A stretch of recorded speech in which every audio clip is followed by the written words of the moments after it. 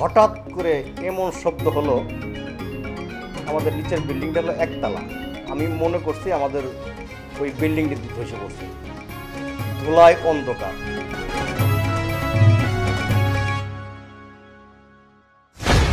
আমার নাম রফিকুল ইসলাম সুজন, সভাপতি বাংলাদেশ গার্মেন্টস অ্যান্ড শিল্প শ্রমিক ফেডারেশন।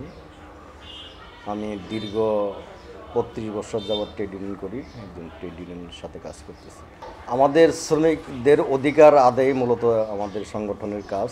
শ্রমিকদের আইনি সহায়তা, আইন তৈরি করা, শ্রমিকদের অধিকার আদায় আন্দোলন সংগ্রাম পরিচালনা করা।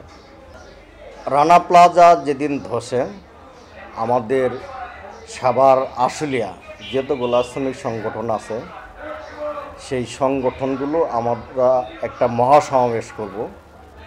সাবেক মন্ত্রী শাহজাহান খানের নেতৃত্বে এই আমাদের শ্রমিকদের, গার্মেন্টস শ্রমিকদের একটা বকা দিয়েছিলেন এক হুজুর। এই হুজুরের বিরুদ্ধে আমরা এটা বলেছিলেন, তারা গার্মেন্টস শ্রমিকরা সকালে ভোরে যা রাত 10টা-12টা থেকে তারা কি করে, তারা তেঁতুলের মতন টক দেখলেই পানি পড়ে। এই কথার প্রতিবাদ করার জন্য আমরা একটা মহাসমাবেশ ডাকছিলাম শরদ্দি উদ্যানে। ডাকার পর আমরা প্রস্তুতি সভা করব। সাভার আশুলিয়া মানে বিভিন্ন শিল্প অঞ্চল, বিভিন্ন নেতাকে দায়িত্ব দেওয়া হবে ভাগ ভাগ করে বিভিন্ন শ্রমিক সংগঠন থেকে। তো আমরা যারা সাভারে আছি, সাভার আমাদের এই অফিসের পাশে নিচে আমাদের অফিস আর একটা আছে, ওই অফিসে আমরা একটা মিটিং করব। যেগুলা 12টা শ্রমিক সংগঠনের নেতৃবৃন্দ ছিলেন। আমরা সমাবেশের প্রস্তুতি সভা করব। আমরা রেডি হতেছিলাম, অনেকেই আসছে, অনেকে আসে নাই। সেই সময়কালে আমরা চা খাচ্ছি বসে, হঠাৎ করে এমন শব্দ হলো, আমাদের নিচের বিল্ডিংটা হলো একতলা। আমি মনে করছি আমাদের ওই বিল্ডিংটি ধসে পড়ছে, ধুলায় অন্ধকার। ধুলায় অন্ধকার পরে আমরা রুম থেকে দৌড়ে বাইরে হলাম। বাইরে হওয়ার পরে খালি ধুলা ধুলা, কিছু দেখা যায় না। পরে দেখি ওদিকে তাকা দিয়ে রানা প্লাজা ধসে গেছে, ধসে পড়ছে। ধসে পড়ার পরে আমরা 22 জন ওখানে উপস্থিত ছিলাম, ট্রেড ইউনিয়ন যারা করি আমরা বিভিন্ন শ্রমিক সংগঠনের। আমরা দৌড়াই ওখানে গেলাম। ফার্স্টে আমি RS টাওয়ার দিয়ে, পাশে যে টাওয়ার আর রানা প্লাজার পাশের টাওয়ার, RS টাওয়ার দিয়ে আমি 3 তলায় উঠলাম।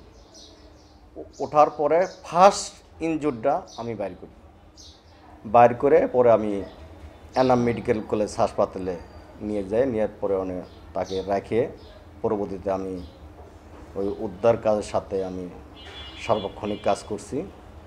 সার্বক্ষণিক কাজ করার পর তখন এই শ্রমিকদের পাওনা, বকেয়া বেতন, এগুলো তালিকার বিষয়, তারপরে যারা আহত স্বজনরা আসতেছে, আমরা ক্যাম্প করছি। ক্যাম্প করার পরে আমাদের কর্মীরা যারা আত্মীয় স্বজন আসছে, আমরা বিভিন্ন মেডিকেলে তাদের যোগাযোগ করছি, খোঁজ রাখছি। যারা গ্রাম থেকে আসছে তাদের খোঁজ দিয়েছি। আমরা খাবার সরবরাহ করছি। বিভিন্ন কাজগুলো আমরা এই রানা প্লাজার শ্রমিক পরিবারের জন্য আমরা এই কাজগুলো করছি।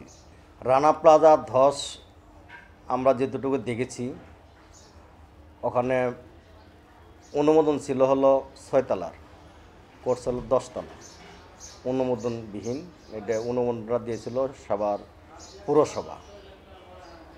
মানে নিয়ম বহির্ভূত বিল্ডিংটা তৈরি করছে, সে যে মেটাল দরকার ছিল, রড, সিমেন্ট, এগুলো পর্যাপ্ত পরিমাণ ছিল না। এবং রড যেগুলো ছিল সেগুলো খুবই চিকন, মানে ওই ওয়েট সবার মতন ওই ছিল না। তারপরে ওই সিমেন্ট কম ছিল, বালি বেশি ছিল। যখন ওটা 9:15টার দিকে বিল্ডিংটা ধসে, তখন তো আমরা এখানেই ছিলাম। ধসার পর থেকেই বিভিন্ন যারা আশেপাশে ছিল তারা সবাই আমাদের সংগঠন সব 22 জন আমরা প্রথম দৌড়াই ওখানে যাই। আমরা যাই তখন থেকে আমরা উদ্ধার কাজ শুরু করি। আর তারপরে 23 তারিখ বিল্ডিংটা ফাটল দিছে, শ্রমিকরা যার যার বাসায় চলে গেছে। পরে মাইকিং করে বলছে, টেলিফোন করে বলছে, তোমরা যদি কাজ না করো, ফিরতিতে না আসো, তোমরা বেতন পাবা না। তারপরে শ্রমিকরা বাধ্য হয়ে তারা কাজে যোগদান করছে। কাজে যোগদান করার পরেই এই কারেন্ট চলে গেছে 9:30টার দিকে। কারেন্ট চলে যাওয়ার পরে জেনারেটর চালু করছে। জেনারেটর চালু করার পরেই বিল্ডিংটা ধসে পড়ে। না, এখন এটা তো বিল্ডিং বিষয়গুলো তো যারা সরকার, উপজেলা নির্বাহী অফিসার তারা আসছিলেন, এবং তখন রাজনৈতিক দলের নেতা, বিল্ডিং ভবনের মালিক সোহেল রানা যুবলীগের নেতা ছিলেন। সে একজন ভয়ঙ্কর ব্যক্তি ছিলেন, সন্ত্রাসী টাইপের লোক ছিলেন।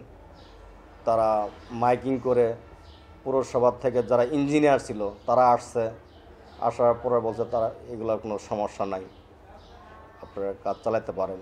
না, সেই সময়গুলো তো আমরা তো জানতাম না আসলে ধসে পড়বেন, মানে ফাটল দিছে, এটাই আমরা দেখছি। এখন ওখানে বিশেষ হলো ট্রেড ইউনিয়ন আমাদের ওখানে নাই। একটা ট্রেড ইউনিয়ন থাকলে একটা নির্দিষ্ট নেতৃবৃন্দ থাকে, তাদের কথাগুলো শ্রমিকরা শোনে। আমাদের তো অনেকেই চিনে না, যারা চিনে তারা বলে তো আমাদের পেটের দায় আমাদের কাজ করতে হবে, আপনাদের বললে তো আমরা হবে না। না, সেই সময়কালে আর মালিক পক্ষের সাথে আমরা যোগাযোগটা আমাদের হয় নাই। 13 সালের পরে আর রানা প্লাজা ধসার পর অনেকটাই পরিবর্তন হয়েছে। সরকার একটু তখন বহির্বিশ্বের চাপে নড়িচড়ে বসছিলেন, অনেকটাই পরিবর্তন হয়েছে। আগে ট্রেড ইউনিয়ন কাগজ কলমে ছিল, বাস্তবে এখন যারা রাজনীতি করে, যারা শিল্পের মালিক, তারাই তো মন্ত্রী এমপি, তারাই মেয়র, তারাই সব সিদ্ধান্ত নেয়। এখন রাজনৈতিক নেতৃবৃন্দ যখন সংসদে বসে আইন পাশ করে, ওখানে তো কোনো শ্রমিক নেতা মন্ত্রী এমপি না, সংসদে যা কথা বলতে পারে না। এই শিল্পের মালিকরাই, ওরাই রাষ্ট্র পরিচালনা করে। বিল্ডিং অনেকটাই পরিবর্তন হয়েছে। ট্রেড ইউনিয়ন কাগজ কলমে ছিল কিন্তু বাস্তবে ছিল না। তারপরে অনেক ট্রেড ইউনিয়ন রেজিস্ট্রেশন হয়েছে। রেজিস্ট্রেশন হওয়ার পরও মালিকরাও কৌশলগতভাবেও তাদের নিজেদের লোক দিয়ে ট্রেড ইউনিয়ন গঠন করে রাখছে বাইরেকে দেখানোর জন্য। আমরা ট্রেড ইউনিয়ন করতে গেলে শ্রমিকদের বিভিন্ন ধরনের হয়রানি করা হয়, ছাঁটাই করা হয়। এখন মালিকরা বায়ারকে দেখানোর জন্য তাদের নিজেদের লোক দিয়ে তারা মানে কাগজ কলমে ইউনিয়ন করে রাখে। আসলে ইউনিয়ন ছাড়া তো একটা ফ্যামিলির যেমন গার্জিয়ান থাকে, বাবা মা দাদা দাদির গার্জিয়ান থাকে, আমরা মনে করি একটা ফ্যাক্টরিতে শ্রমিকদের ট্রেড ইউনিয়ন হলো গার্জিয়ান। যদি ট্রেড ইউনিয়নরা যদি কার্যকর না থাকে, ট্রেড ইউনিয়নের যদি কোনো ভূমিকা না থাকে, তাহলে তো শ্রমিকদের অধিকার থেকে বঞ্চিত হবেই, অসচেতন থাকবে। ট্রেড ইউনিয়ন থাকলে শ্রমিকরা সচেতন থাকে, তাদের ন্যায়সঙ্গত তারপর নিয়মকানুন সব জানা থাকে। গার্মেন্টস মালিকরা মনে করেন ট্রেড ইউনিয়ন হলেই মনে হয় শ্রমিকদের মানে ট্রেড ইউনিয়ন হলে শ্রমিকদের ন্যায়সঙ্গত অধিকার দিতে হবে, সেজন্যই মালিকরা ট্রেড ইউনিয়ন অধিকার দিতে চায় না। যেগুলো ট্রেড ইউনিয়ন বাংলাদেশে আছে ম্যাক্সিমামই মানে সাজানো ট্রেড ইউনিয়ন, যেন এই ট্রেড ইউনিয়ন শ্রমিকদের কল্যাণে আসে না। আমরা চাই অবাধ, সুষ্ঠু, নিরপেক্ষ যারা ট্রেড ইউনিয়ন কার্যক্রম পরিচালনা করতে পারে। এখন আমরা যেতই আন্দোলন সংগ্রাম করি কোনো লাভ হয় না। ভাইয়ারকে যদি প্রেশার ক্রিয়েট করা হয় তাহলে মালিকরা তড়িঘড়ি করে এই শ্রমিকদের অধিকার বিষয়গুলো নিয়ে তারা সচেতন হয়। যখন ভাইয়ারে কাজ দেয় তখন তো একটা কোটা কন্ট্রাক্ট থাকে, শ্রমিকদের এই সুযোগ সুবিধাগুলো দিতে হবে, তাহলে আমরা কাজ দেব, তা না হলে আমরা কাজ দিব না। তখন ভাইয়ের সাথে ওই ভাইয়ের যে নির্দেশনা থাকে সেই নির্দেশনা মেনেই তারা কাজগুলো দেয়। যখন ভাইয়েরে বলে তোমাকে তো আমি এই শ্রমিকদের এই সুযোগ সুবিধা দিতে বলেছি, তুমি চুক্তি করছো, কন্ট্রাক্ট করছো, তখন ওই ভাইয়ের কথাগুলা মালিক পক্ষ বাধ্য হয়েই শুনে। দীর্ঘদিন যাবৎ এই রানা প্লাজা ধসার পর দীর্ঘদিন যাবৎ আন্দোলন সংগ্রাম করতেছি, কোনো 12 বছর অতিবাহিত হলো। আজ পর্যন্ত শ্রমিকদের যে আমরা পুনর্বাসন, ক্ষতিপূরণ দাবি করে আসছি, এই দাবিগুলা আজ পর্যন্ত বাস্তবায়ন হয় না। পাবলিক রিঅ্যাকশনে আপনার মতামত দিন। আপনার